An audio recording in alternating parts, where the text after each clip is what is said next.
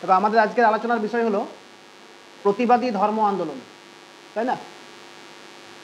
History যারা পড়ছি আর কি, তাদের কাছে এটা একটা খুব বড় জায়গা, কারণ আমরা এতদিন পর্যন্ত জেনে এসেছি জৈনিজম, বুদ্ধিজম।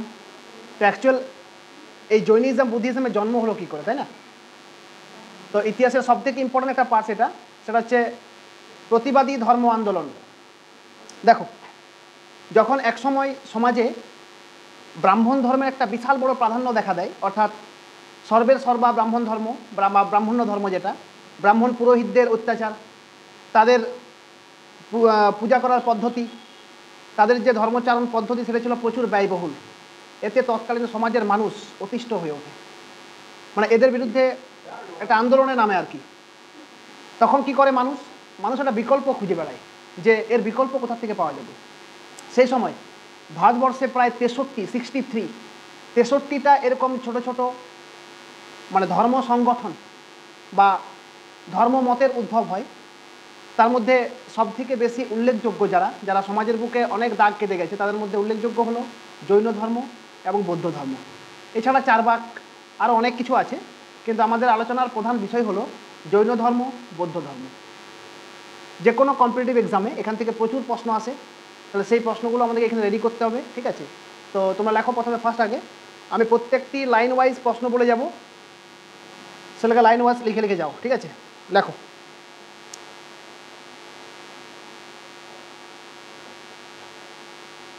লেখো, খ্রিস্টপূর্ব ষষ্ঠ শতকে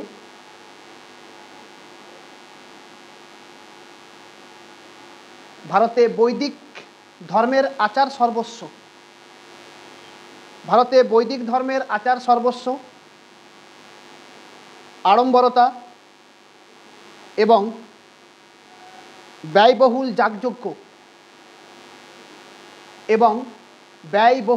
যাগযজ্ঞ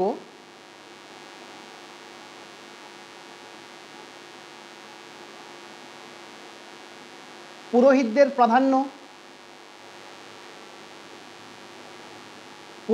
প্রাধান্য এবং বিভিন্ন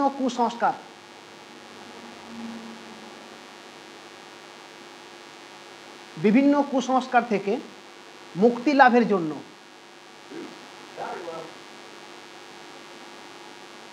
মানুষ উদার এবং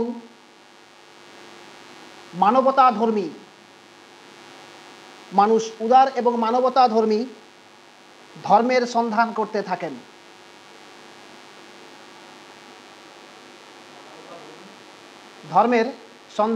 থাকেন।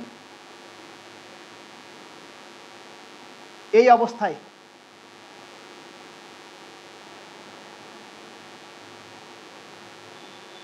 মানুষের চিন্তার জগতে ক্রমবিবর্তন শুরু হয়, অর্থাৎ তারা অল্টারনেটিভ ভাবতে শুরু করে যে এর থেকে পরিত্রাণ পাওয়ার উপায় কি। ক্রমবিবর্তন শুরু হয় এবং এখান থেকেই জন্ম হয়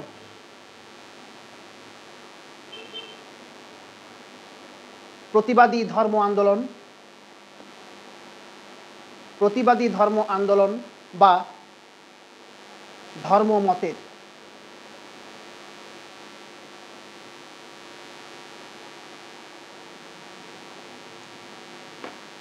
ঠিক তার নিচে প্যারা করে লিখবে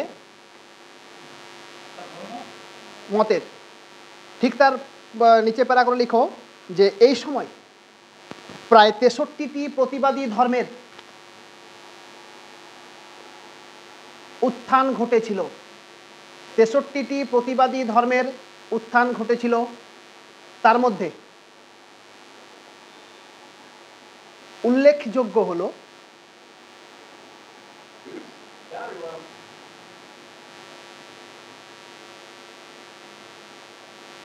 উল্লেখযোগ্য হলো গৌতম বুদ্ধ প্রবর্তিত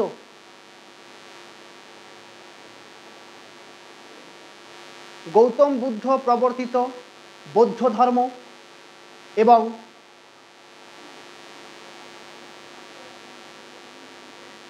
ধর্ম এবং বর্ধমান মহাবীর প্রবর্তিত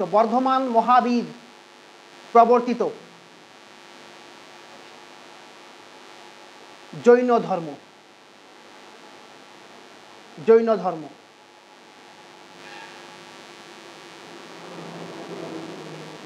আজকে আমাদের প্রথম আলোচনার যে ধর্মটা সেটা হলো, হেডিং করো ফার্স্ট, জৈনিজম বা জৈন ধর্ম।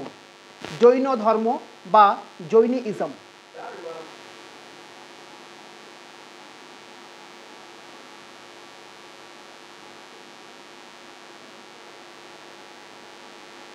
খুব ইম্পর্টেন্ট, এখান থেকে কিন্তু প্রচুর প্রশ্ন।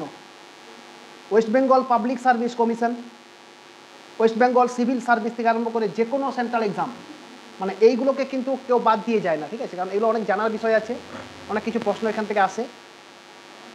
তো ভালো করে সবাই লেখো। লেখো, খ্রিস্টপূর্ব 6ষ্ঠ শতকে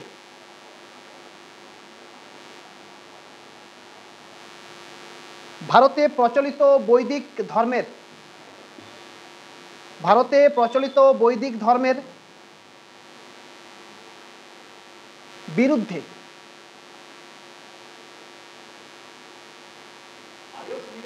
প্রচলিত মতবাদগুলির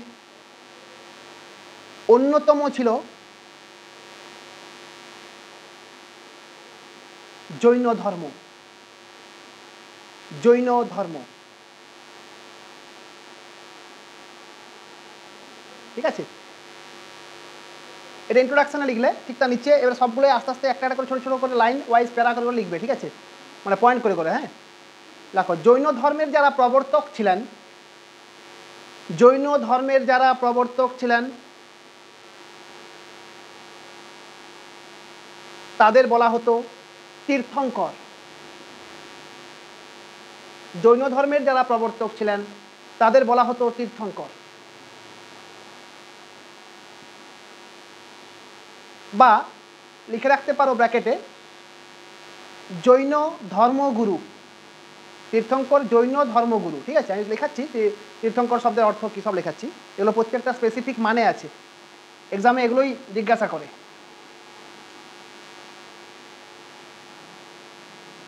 লেখো, জৈন ধর্মে মোট 24 জন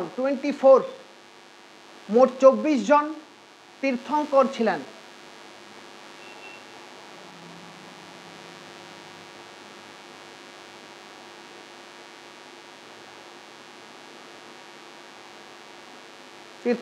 ঠিক তারপরে পয়েন্ট করে লিখবে আবার, তীর্থঙ্কর শব্দের প্রকৃত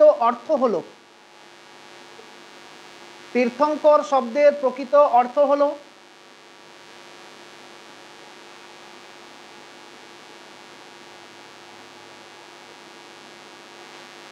সংসার ঘাট পার করেছেন যিনি, বা মুক্তি লাভের পথ প্রদর্শক। সংসার ঘাট পার করেছেন যিনি বা মুক্তি লাভের পথ প্রদর্শক।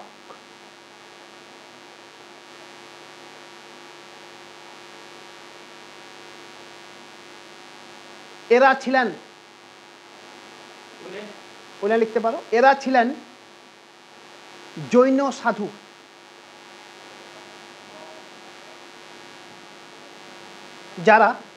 যারা সমাজে জৈন ধর্মের প্রচার করতেন।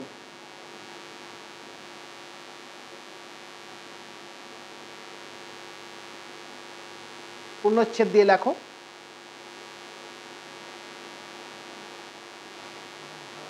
বিভিন্ন, ঠিক তার পরে লিখবে, লিখো না, হ্যাঁ, তো পরে লেখো, বিভিন্ন জৈন ধর্মগ্রন্থ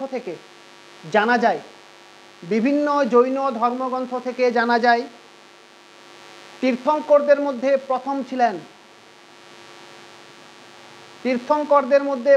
ছিলেন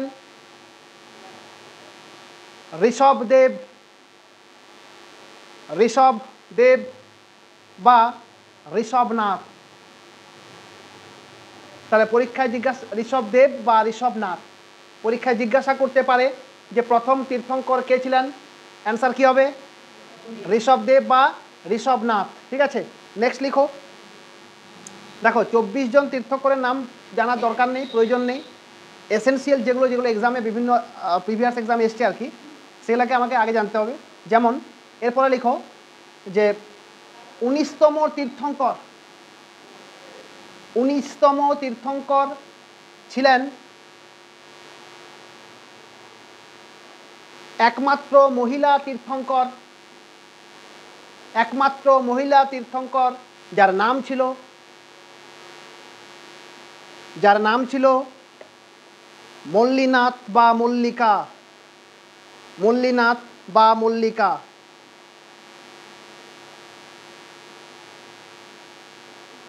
দেখো যদি ভালো করে রিসার্চ করে পড়ো, এগুলো সব হিসাব করে দেখবে প্রত্যেকটি তীর্থঙ্কর বা জৈনিজম বলো বা বুদ্ধিজম, বুদ্ধিজম তো গৌতম বুদ্ধ সম্পর্কে আমরা সবাই জানি যে রাজপুত্র ছিলেন, তাই না? তুমি যদি জৈনিজমকে নিয়েও গবেষণা করো, দেখবে যতজন তীর্থঙ্করের নাম পাচ্ছি আমরা এখানে, এরা প্রত্যেকেই কোনো না কোনো সম্ভ্রান্ত পরিবার থেকে উঠে এসছেন। মানে এই যে আমাদের যে মানে আনুষঙ্গিক যে সুখ স্বাচ্ছন্দ্য, বাস্তবিক যে সুখ, আমরা বলি যে ঘর বাড়ি গাড়ি টাকা পয়সা সোনা দানা, ঠিক আছে, এগুলোকে আমরা কি ভাবি যে এগুলোই সুখ, তাই না? কিন্তু এনারা দেখিয়ে গেছেন যে এইসব বস্তুনিষ্ঠ সুখে কিচ্ছু নেই, কিচ্ছু পাওয়া যায় না। নাহলে ভেবে দেখবে গৌতম বুদ্ধ কোন পরিবারের সন্তান ছিলেন। সেই পরিবারকে ত্যাগ করে, নিজের সদ্যজাত পুত্র সন্তানকে ত্যাগ করে, নিজের স্ত্রীকে নিজের রাজত্বকে ত্যাগ করে সন্ন্যাস ধর্ম গ্রহণ করেছিলেন। তার মানে কি, এরা মানুষের কাছে একটা শিক্ষা দিয়ে গেছে যে আমরা যেগুলোকে সুখ বলে মনে করি, যে আমার কাছে এত সোনা আছে, এত গাড়ি আছে, এত টাকা আছে, এত কিছু আছে, আফটার অল এগুলো সব কিচ্ছু নেই, নাথিং, জিরো। এদের কোনো ভ্যালুয়েশন নেই। ভ্যালুয়েশন অ্যাকচুয়াল কিসে আছে জানো তো? পরম শান্তি যেখানে পাওয়া যায়, সেই পরম শান্তির খোঁজে এরা বেরিয়েছিলেন। এদের উদ্দেশ্য তো অন্য কিছু ছিল না। এরা তো ভণ্ডামি করেনি, তাই না? এরা তো মানুষকে বলেনি যে তোমার হাত দেখি, হাতটা দেখে আমি আচ্ছা তোমার এই আছে তোমার ওই আছে, তাই না, কাংতি পরো এই করো, এসব তো ভণ্ডামি করেনি। এরা কুসংস্কার মুক্ত একটা ধর্ম শাসন মানে ধর্ম শিখিয়ে গিয়েছিল মানুষকে, যে যারা কুসংস্কার মুক্ত একটা ধর্ম হবে, যেখানে কোনো মূর্তি পূজা থাকবে না, যেখানে পুজোর কোনো আড়ম্বরতা থাকবে না, যেখানে বিশাল বড় থালাই করে প্রসাদ ভোগ নিবেদন করতে হবে, কোনো কিচ্ছু নেই, এমন একটা ধর্ম এনারা প্রচার করেছিলেন। আজকে ভাবো যে যে যে বুদ্ধিজম ভারতবর্ষের বুকে জন্মগ্রহণ করেছে, আজকে ভারতবর্ষে হয়তো সেই বুদ্ধিজম সেইভাবে অতটা খ্যাতি লাভ না করলেও তুমি বিদেশের বহু জায়গায় পাবে, তাই না? তুমি তিব্বত চলে যাও, তুমি চায়নায় চলে যাও, সেখানে সেখানে তুমি দেখবে শুধু বুদ্ধিজম। আমরা গেছিলাম সিকিম, তো ওখানে গিয়ে দেখছি সিকিমে শুধু বৌদ্ধ মন্দির। তুমি বিশ্বাস করবে না, তোমরা বললে একটা ভিখারি পর্যন্ত নেই। আমাদের সকল তুমি যে কোনো মন্দিরে যাও, মন্দিরে বাড়ি দেখবে 100টা ভিখারি বসে আছে। আমরা দেখলাম সিকিমের মতন একটা ইন্টেরিয়ার প্লেস, যেখানে মানুষের জনবসতি কম, এত সুন্দর মন্দির আর এত পরিষ্কার পরিচ্ছন্ন, একটা ভিখারি পর্যন্ত নেই, একটা পুরোহিত নেই যে দেন পূজাটা আমি দিয়ে দিই পয়সা, কোনো কিচ্ছু সিস্টেম নেই। তোমার যদি মন চায় তুমি দান পেটিতে 10 টাকা দিলে, যদি মন না চায় তুমি একদম, তোমাকে বলার কেউ নেই, শুধু একজন মাত্র সিকিউরিটি গার্ড দাঁড়িয়ে আছে, ব্যাস, that's enough. Pin drop silent. প্রত্যেকটা মন্দিরের জায়গা এত পরিষ্কার পরিচ্ছন্ন, সব জায়গায় কিন্তু বুদ্ধিজম, গৌতম বুদ্ধের নানান মূর্তি, হ্যাঁ, মানে খুব ভালো লাগে দেখে, যে এত সুন্দর পিসফুল জায়গা। মানে এরা শান্তির খোঁজ করেছে। আমরা যদি কোনো মন্দিরে পুজো দিই, যায় 1000 লোকের ভিড়, ঠেলাঠেলি মারামারি করে আমরা পুজো দিই। জাস্ট এইটার প্রতিবাদ ওরা করেছিল, যে মূর্তি পূজার কোনো প্রয়োজন নেই, ঠেলাঠেলি মারামারি করে ধর্ম করার কোনো প্রয়োজন নেই, ধর্ম অনেক পথে করা যায়। কিন্তু সেটা হয়তো আস্তে আস্তে পরবর্তী ক্ষেত্রে অনেক হয়েছিল আর কি। তো এই খোঁজের জন্য এরা বেরিয়েছিলেন, এদের আর কোনো উদ্দেশ্যই ছিল না। তো যত এই দুটো ধর্মের মধ্যে সবথেকে ক্রিটিক্যাল, সবথেকে টাফ ধর্ম, সেটা হচ্ছে জৈনিজম। জৈন ধর্ম সবাই পালন করতে পারে না, ঠিক আছে? আমি আস্তে আস্তে সব লেখাবো। তারপর লেখো, কোথায় ছিলাম যেন? 19তম তীর্থঙ্কর ছিলেন মল্লীনাথ বা মল্লিকা, মহিলা সেন্ট, ভাবতে পারো, একজন মহিলা। তারপর লেখো 23, তারপরে দিয়ে লিখবে প্যারা করে পয়েন্ট করে। 23তম তীর্থঙ্কর ছিলেন, ইনিও ছিলেন রাজার পুত্র। 23তম তীর্থঙ্কর ছিলেন পরেশনাথ বা পার্শ্বনাথ। তুমি বিভিন্ন ইতিহাস বইয়ে বিভিন্ন নাম পাবে, ঠিক আছে? হয়তো কেউ পরেশনাথ পড়ে থাকবে, কেউ পার্শ্বনাথ। আমি সবগুলো লিখাচ্ছি আস্তে আস্তে। পরেশনাথ বা পার্শ্বনাথ, পূর্ণচ্ছেদ দিয়ে লিখবে। ইনি ছিলেন কাশীরাজ অশ্বসেনের পুত্র, ইনি ছিলেন কাশীরাজ অশ্বসেনের পুত্র এবং মাতার নাম ছিল বামা। মাতার নাম ছিল বামা।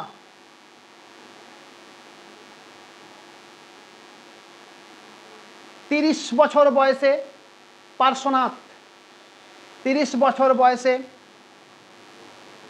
পার্শ্বনাথ সন্ন্যাস ধর্ম গ্রহণ করেন। তাহলে ভেবে দেখো, রাজার পুত্র, রাজপুত্র, কাশীরাজের পুত্র, 30 ইয়ার্স, 30 বছর বয়স, 30 বছর বয়সে সন্ন্যাস ধর্ম গ্রহণ করলো। ভেবে দেখো তো, আমরা 30 বছর বয়সে আমরা কি করছি?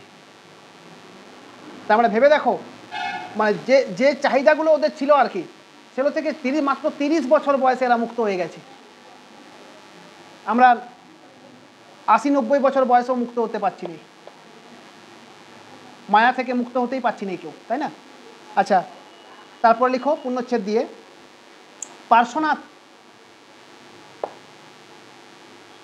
পার্শ্বনাথ চতুর্জাম বা 4টি আর্য সত্যের প্রবর্তন করেন।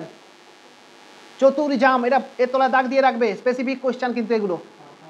পার্শ্বনাথ চতুর্জাম বা 4টি আর্য সত্য প্রবর্তন করেন। পরীক্ষায় প্রশ্ন দিয়েছে, আমি তো বলেছি আমাদের প্রতিটা নোট ওয়েস্ট বেঙ্গল সিভিল সার্ভিসকে কেন্দ্র করে লেখা। এই নোটগুলো লিখলে তোমরা যে কোনো এক্সাম, মানে এখান থেকে আর কিছু দেখতে হবে না, ঠিক আছে? পরীক্ষায় প্রশ্ন দিয়েছিল চতুর্জাম কে প্রবর্তন করেছিলেন। এক্সাম তোমরা 4টা অপশন পাবে, একদম পার্শ্বনাথ, ঠিক আছে? তাহলে এই 4টা আর্য সত্য কি কি পাশে লিখে রাখো। যেমন সত্য, মানে সত্য কথা বলতে হবে সব সময়, কমা দিয়ে লিখো। অহিংসা, অহিংসা, হিংসা থেকে মুক্ত হতে হবে। অস্তেয়,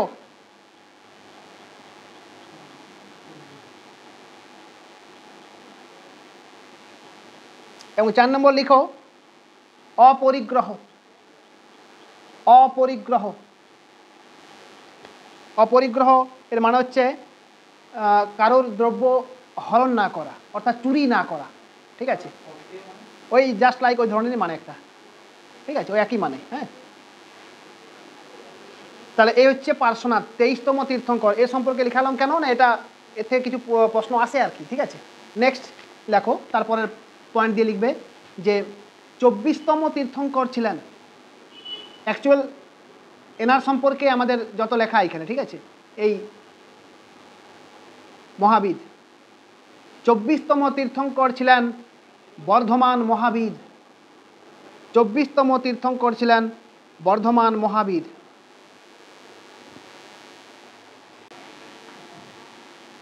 তারপর লিখবে এই মহাবীর ছিলেন জৈন ধর্মের প্রকৃত প্রবর্তক। তাহলে 24তম তীর্থঙ্কর কে ছিলেন? মহাবীর। পরীক্ষায় প্রশ্ন আসবে যে জৈন ধর্মের প্রকৃত প্রতিষ্ঠাতা কে ছিলেন? উত্তর হবে বর্ধমান মহাবীর। বর্ধমানটা ওর বাল্য নাম ছিল আর কি। আমি লেখাচ্ছি আস্তে আস্তে, এর আমাদের হেডিং দিয়ে দাও মহাবীর।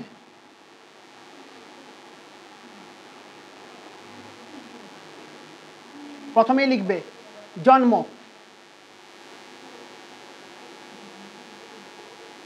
দেখো আনুমানিক 540 খ্রিস্টপূর্বাব্দে, আনুমানিক 540 খ্রিস্টপূর্বাব্দে উত্তর বিহারে অবস্থিত, উত্তর বিহারে অবস্থিত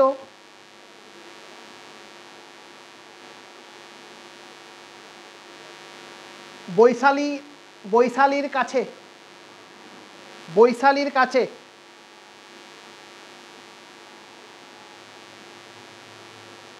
কুন্দ গ্রাম, কয়হস্যু দন্তনদ্বয়ে কুন্দ, কুন্দ গ্রামে জন্মগ্রহণ করেন।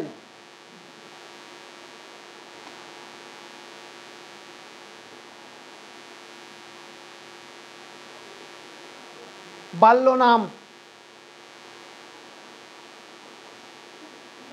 তারপরে লেখো সব পয়েন্ট করে লিখবে একটা, ঠিক আছে? কোনো মানে ডেসক্রিপটিভ বড় করে লেখার দরকার নেই, ওয়ান লাইনারে প্রত্যেকটা অ্যান্সার হবে। বাল্য নাম ছিল বর্ধমান, ধয়ের, ঠিক আছে, বর্ধমান। ঠিক তার নিচে লিখবে পিতা,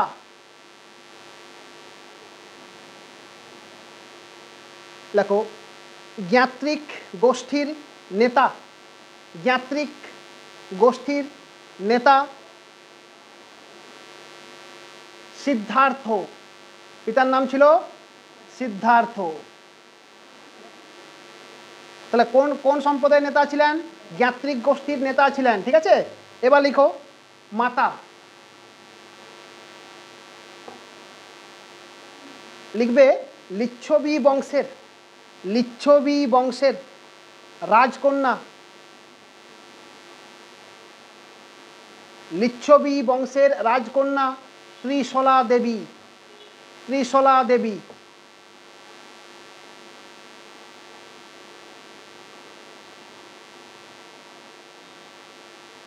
স্ত্রীর নাম, মহাবীরের স্ত্রীর কি নাম ছিল?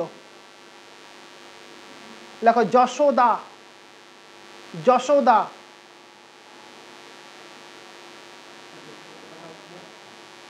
ইনিও কিন্তু ক্ষত্রিয় রাজবংশের রাজকন্যা ছিলেন, ঠিক আছে, তো ওটা লিখতে হবে না। তারপর লিখো কন্যার নাম, কন্যার নাম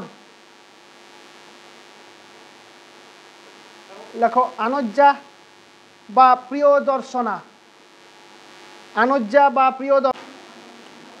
লেখো প্রিয় শিষ্যের নাম, প্রিয় শিষ্যের নাম জামেলি। জামেলি কে ছিল জানিস সবাই? লেখো জামেলি, ব্র্যাকেট দিয়ে লিখে রাখো পাশে, ছিলেন মহাবীরের জামাতা, মানে মেয়ের হাজব্যান্ড, ঠিক আছে, মেয়ের স্বামী। হ্যাঁ, হ্যাঁ জামাতা, জামাতাকে আমরা আমাদের গোদা বাংলায় বলি জামাই, ঠিক আছে, তো সেই জামাতা। আচ্ছা, নেক্সট লিখবে গৃহত্যাগ, মানে মহাবীর কত বছর বয়সে গৃহত্যাগ করেছিলেন? গৃহত্যাগ লেখো 30 বছর বয়সে।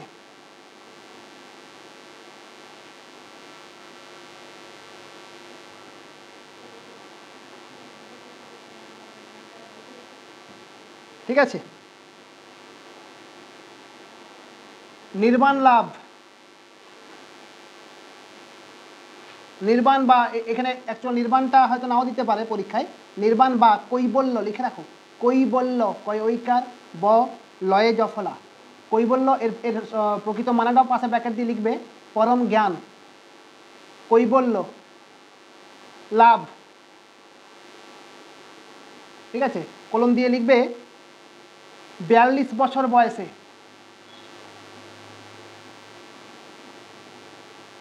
ঋজুপালিকা নদীর তীরে,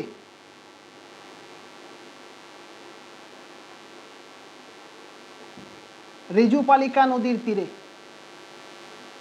জিম্বিকা গ্রামে, জিম্বিকা গ্রামে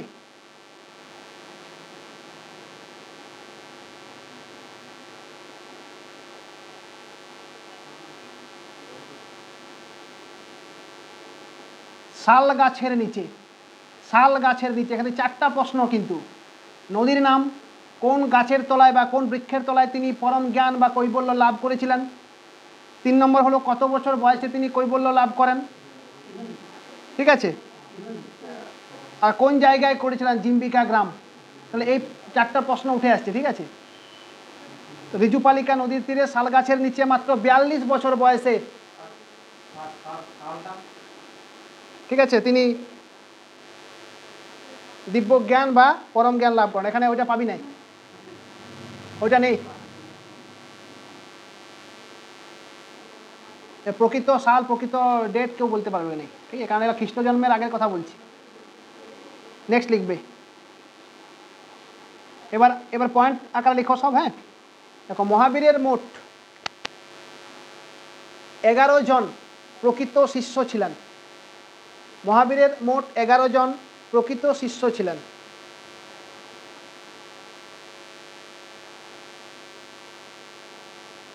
যাদেরকে বলা হয় গণধর, গ মূর্ধন্যয়ে ধর, গণধর।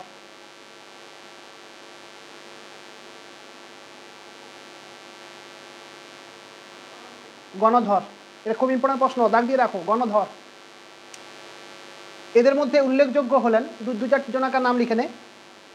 এদের মধ্যে উল্লেখযোগ্য হলেন অগ্নিপথ, ভবভূতি, ভবভূতি কমা দিয়ে লিখবে, প্রভাস, প্রভাস ইত্যাদি। ওই 3-4টা লিখে রাখলে হবে, ব্যাস। এটা পড়ে না, আমি জাস্ট বলে দিলাম আর কি। হ্যাঁ,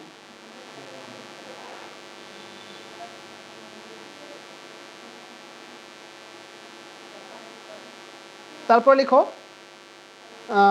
দেহত্যাগ, মানে কখন মহাবীর মারা গিয়েছিলেন, দেহত্যাগ করেছিলেন।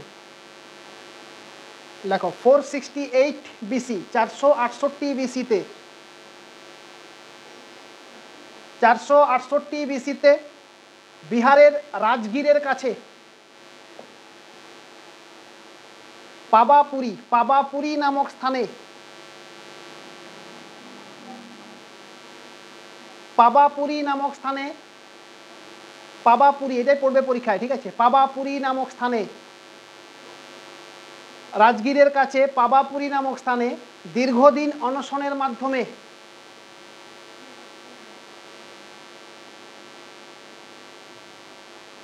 স্বেচ্ছায় মৃত্যুবরণ করেন। অনশনের মাধ্যমে স্বেচ্ছায় মৃত্যুবরণ করেন।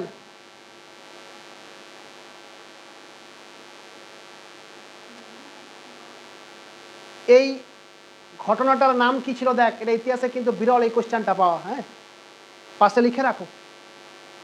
এই ঘটনাকে বলা হতো সালে খানা, দন্তস্বয়াকার লয়েকার, সালে খানা।